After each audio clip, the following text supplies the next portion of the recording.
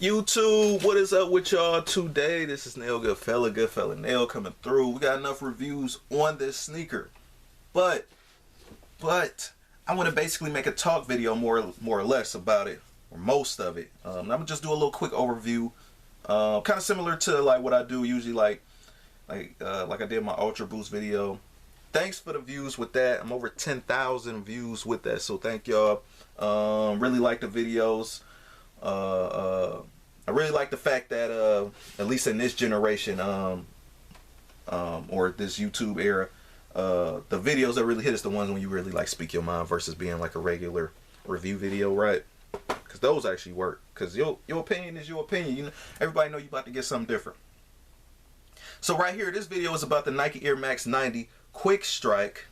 Was it really a quick? Well, I guess it was a quick strike. I ain't gonna say that because it wasn't everywhere. It wasn't like in the main Foot Locker and all that. It was like at like boutiques and here and there or whatever. Now I actually got mine from GOAT, and this is the last, my last GOAT. When I was just going like on a GOAT rampage all last week and stuff, man, crazy. And again, this is a sticker too. So they gave me the laces. They didn't give me the black laces.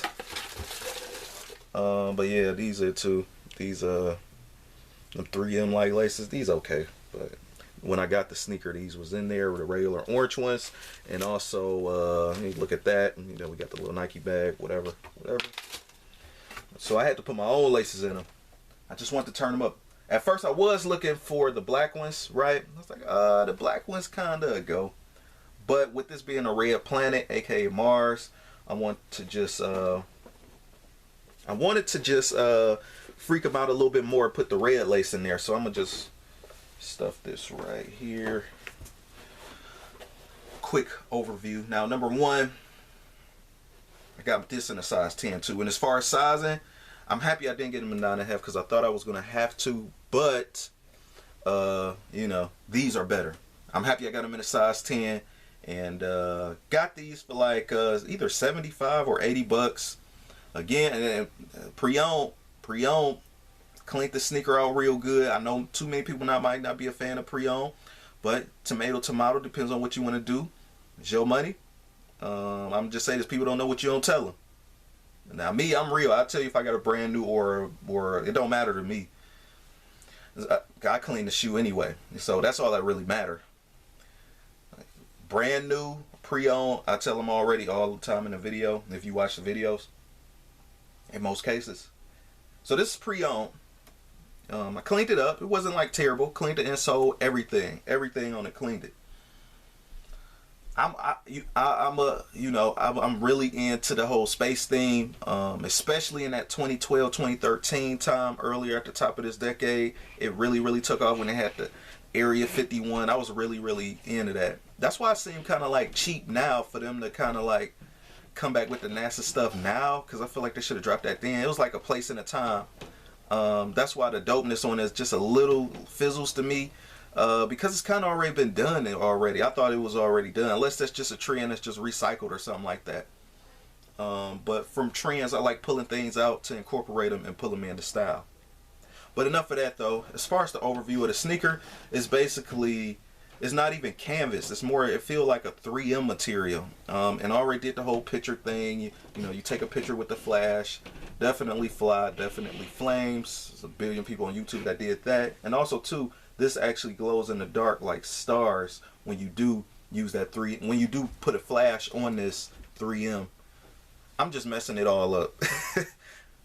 When you take a picture with the flash, these look like stars. So, long story short. Also, you got the inside of that going to the inside of the sock liner and all that. And I think these are real pictures from the rover on Mars or whatever. Fly and flames. But my main thing though with this though, just because we already got over the brief part. Also, side note too, I was thinking about putting some silver laces in here to kind of go with this to still make it a little bit more space-like, but I don't know. I don't want to ride my silver bullet Air Max 97s like that. But anyway, the main topic of this video that I want to talk about is, why do y'all think that the resale flopped on these? The resale on these sneakers really flopped hard, and I'm happy about it. the people that actually wanted this sneaker actually finally got around to getting this sneaker. I want to also mention too that I didn't even know how I want this sneaker so much for so long that I forgot that when this dropped at the top of 2019 in March. And when you want a sneaker that long, that's how you know you really destined to have it. I've kind of been psychologically testing myself a little bit. I've noticed, like, you know, a lot of us, we do a lot of impulse buys and all that stuff when we get in these kicks or whatever, right? And especially if you on like YouTube like me or whoever, if you at a small level like me or you at a higher level like, you know, like so-and-so. I understand reviewing kicks as far as like for a living or whatever is one thing. But just copping them kind of like impulse, like because you like it and blah, blah, blah. It's completely different from when you sit back and wait and see what happens after the release. Now, I think, you know, at the same time too, since the resale flopped on this, I just got lucky. There's no way I would have bought this sneaker for 400, 500 bucks. Not even 300. To me, this sneaker just at most is worth like 200 in 2019. As far as the price afterwards, I can see it going up, just like the Moon Lunar joints, Air Max 90 Moon Lunars. But history doesn't always repeat itself all the time. And that's one of the things that, you know, the sneaker community, maybe the sneaker resellers basically, because they was the ones on every release trying to profit off something that's limited or slightly hyped. I think these have some hype behind it, but I just think that the quick strike numbers was just a bit much for the typical reseller. Now, once they start coming out in women's sizes and little kid sizes, I feel like they might just throw the towel in and just say, hey, these sneakers about to be oversaturated because it's for the whole family. Which can partially be true, to be honest with you. Most of the sneakers that's hard to get, well, some of them been made for the family. Like the Sean Wotherspoons, I think they did make those for the family because I have seen little kid sizes of those. But still, it's just when you get caught up in the crosshairs of sneaker reselling, man, and you take that L, hey, man. Now, if they can do every release like this, that'll definitely be fly and flames because I still want to get my pair. My thing was, it's not to necessarily hate on the sneaker resellers. It's basically the companies, like I always say. If you part of this channel, you know I say that a lot. It's not to hate the resellers, sneaker resellers. If everybody copped their pair, and then in due time, a year or two or whatever, we'll see who actually can sit on them the longest or can preserve their pair or whatever. Because you do get some people that'll buy a pair, trash them, and then just buy another pair. Then you get some people that just came into the sneaker game, that just seen these and just was, you know, they wanted them, so they willing to pay any price for them. So sneaker resellers does help with that. And also, too, sneaker resellers also help with people that,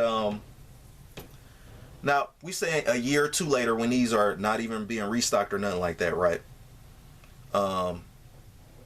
Resellers can't come around and actually help. What you supposed to do if these are out of the mom and pop store or the quick strike? You know, the good thing is you could hit StockX or GOAT or something like that and then still swoop these up. But I'm trying to think of that last reason. Some people cop kicks to crash or destroy, so they'll buy another pair. Or they might also double up. Second, people might cop because they just got into the sneaker game and always wanted it. And three, you got some people that's already been in the sneaker game and they just didn't have the money at the time and then go and cop it later, a few years later or whatever, and they just pay that however much it costs. I think also too, it's a good way to lower impulse buys when you buy it later. Again, I got lucky with this. This is one of them Loomis sneakers that was already in my mind or my psyche before I even copped recently, or just, you know, recently or whatever. You know, it's go take a while to send this stuff, so at least a good 10 days probably already passed since I actually hit buy right. And this dude that sold me these through GOAT, he was taking forever to get these out. He probably was making them at home. But yeah. You got the translucent bottom. That's fly. And it looks like the Rover wheels. So what do y'all guys think though, man? Basically, that's all it is. It's just like a sneaker reseller flop. I think we should release more kicks like this. I think Nike should release more kicks like this. If it's going to be at this scale, at this level, overdo it, and then we see where the chips fall after a year or so. Because I'm going to get mine. But I'm just not going to pay them high-ass prices. You know, my thing was always about making sneakers fair for people to get. You get some of these sneaker guys that just don't want nobody to have anything they have. I'm not like that. I feel like it's a style thing. And with the variety of things dropping now, you could differentiate yourself and make yourself more so an individual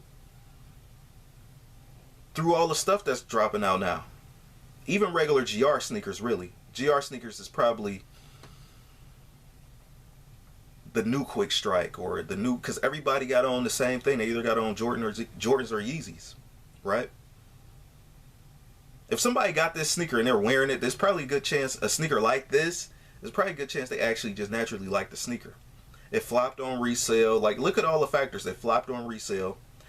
It was spread out. It wasn't at the local store, so we know it's not a regular guy that just bought these. Whoever bought these actually bought them because they wanted them. I feel like the Bread 11 release kind of going to be like that. If you just put in a little bit of effort, you can still get them. I know this is a worn out topic, but I just recently on my mind as far as the Bread 11s, because that's the next little hype sneaker dropping. But this is that though. I mean, not a Bread 11, but again, this wasn't available everywhere. So if you wanted them, you could go get them. Same thing with the Bread 4. Kind of wasn't available for everybody, but if you wanted them, you could go get them. Now, I will say they were at the bigger retail stores. Bread 11 is obviously going to be at the bigger retail stores. Bread 4 is going to be at the bigger retail stores. So that makes my point even more valid with this. There's not a sneaker that already has history behind it. You know, nobody didn't do nothing in it. As far as at least this theme, this Mars colorway. People, at least a lot of sneaker resellers, is just banking off the fact that people just going to jump off the bridge like they did the Moon colorway. See, I was in the sneaker game when the Moon colorway came out. I remember, like yesterday, Bull reviewing a Moon Lunar joint. And they were actually sitting at the outlet. Just like these. These currently at people Nike outlets right now. Now, the sneaker resellers, people a little bit more smarter today, and try to get this money wherever. So they're going to buy the size 8.5 all the way up. So when I went to the Georgia, to Atlanta, the Tangier outlets down there in Atlanta, the only thing I seen was like a 7.5. Maybe an 8. Other than that, the other size was smaller. See, because everybody trying to do that resale, and that's what's killing it. That's what's kind of like, that's what's making the game unauthentic. More and more unauthentic. But at the same time, we still got this underground, certain sneaker YouTubers like me, a few others, and some of them, it's not even based off views. You can still be part of the sneaker underground in a way with a big channel. Guys that just buy GRs. And we still get some hype kicks that just happen to be hype. That's what I call it. You know, it's just the game is flipped. So now as we enter the 2020, what's next to happen? Not only is it a new year, it's a new decade. And I can tell you the way people thought about sneakers in 2010 is completely different now to 2019. I don't want to drift too much though and leave this sneaker behind in the dust, because it's basically about this sneaker. But this sneaker is just a good example of a sneaker that you want, Quick Strike or whatever. Limited enough to kind of like everybody don't have them, but just enough where everybody can have them. The people that actually want them can still actually get them. Now, before I head up out of here, the Nike Air Max 1 Susan is one of those kind of sneakers that, perfect example. I would have liked to have that sneaker, but I don't even think it even dropped in boutiques though. But if they would have dropped the Nike Air Max 1 Susan, based after that movie, fly sneaker. You got a bunch of people that got the sneaker that don't plan on actually wearing the sneaker, right? I plan on wearing the sneaker. Or, they plan on just reselling it or whatever like that, right? At least the Atmos DLX Air Max 1, Air Max 95 pack. At least that was a little bit more available. So you had your chance to get that, right? In a way. But the something like the Nike Air Max 1 Susan sold out completely. So for somebody like me to actually got a good decent amount of Air Max 1s, I'm out of luck because, you know, everybody just trying to come up. So it's just one of them things to think about. If the Air Max 1 Susan was like this and all around, I don't think it wouldn't be $400, $500 right now or whatever it is, $300, $400, $500, which is too much for that sneaker. But with it being hyped and limited like it is, that's why it's up there like that. No, by all means, I'm not trying to stunt. I'm not trying to brag. I'm not trying to boast. Y'all just seen me cop the Olivia Kim joints for $275 easy. And that still brings me back to my point. But so much I'm going to spend for sneakers anyway. Just because I can buy them, don't mean I'm going to just buy them. And you shouldn't either. Why the hell would you pay that much for a sneaker? But don't let me stop you though. If you really want it, you really want it. It's always like that. It's always like that. The angel on this side, and then like the devil to make you spend your money on that side. You know that thing they always do on the TV. But yeah, I'm rambling. I'm ranting. So to round this all off, tell me what you guys think. Should they do more? I think they should do more releases like this. Make it enough where you know, make the resellers flop. Now the company controlled that. Nike made that happen. It wasn't the resellers. It wasn't because if Nike would have kept it like real limited, like the Susans, I wouldn't be holding this right now. If I wouldn't have copped it on, you know, maybe if I would have copped it on that day, on release day, I wouldn't be I would be holding it. So long story short, that's basically it. And that's my cop. And another thing too, control your impulse buys, waiting later on the sneaker to pick up. Now, if you're still thinking about a sneaker almost halfway through the year, damn near 3/4 through the year since its release date, you probably need to have it, especially if it go on sale or it go for a deal. Some prices are coming down. Turbo Greens, UNC ones, those prices came down compared to how they originally was. So it's one of them things about letting stuff level out and equal out too. And this is one of my top 5 sneakers of the year already. So when I do my countdown, if I feel like doing one, if I got enough sneakers to do one, this will be it. Like my countdown will be easy since I'm buying way later in the game versus at the top of the year where I got some, you know, certain shoes that I kind of wouldn't necessarily say too much of an impulse buy, but you know, I sat back and marinated the thoughts with this. So rate, comment, and subscribe. I got more kicks on the way. Stay tuned. Peace.